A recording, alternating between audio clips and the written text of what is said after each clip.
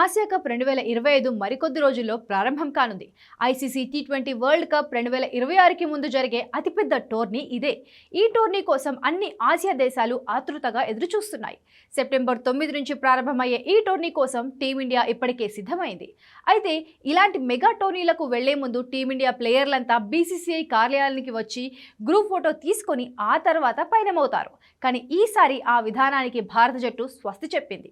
సూర్యకుమార్ యాదవ్ నేతృత్వంలోని 15 మంది సభ్యులతో కూడిన భారత క్రికెట్ జట్టు సెప్టెంబర్ 4న దుబాయ్లో సమావేశం కానుంది. టోర్నమెంట్ సెప్టెంబర్ 9న ప్రారంభం కానున్న నేపథ్యంలో ఈసారి ఆటగాళ్లు ముంబైలో ముందుగా కలిసి బయలుదేరే పద్ధతి కాకుండా తమ ప్రాంతాల నుంచి నేరుగా దుబాయ్కి చేరుకోనున్నారు. సాధారణంగా విదేశాల్లో ఆడేందుకు వెళ్లేటప్పుడు భారత జట్టు మొత్తం ముంబైకి చేరుకొని అక్కడి నుంచి ప్రయాణిస్తూ వస్తోంది.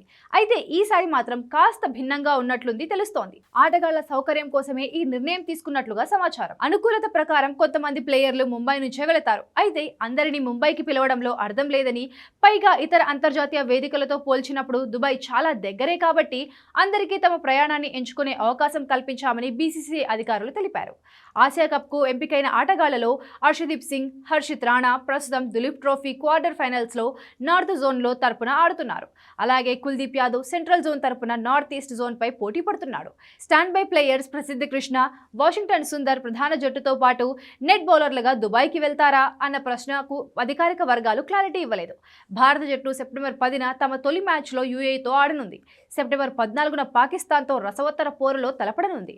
మూడో గ్రూప్ మ్యాచ్ సెప్టెంబర్ 19న ఒమాన్తో జరగనుంది. ఆ తర్వాత సూపర్ 4 దశలో పోటీలు సాగుతాయి.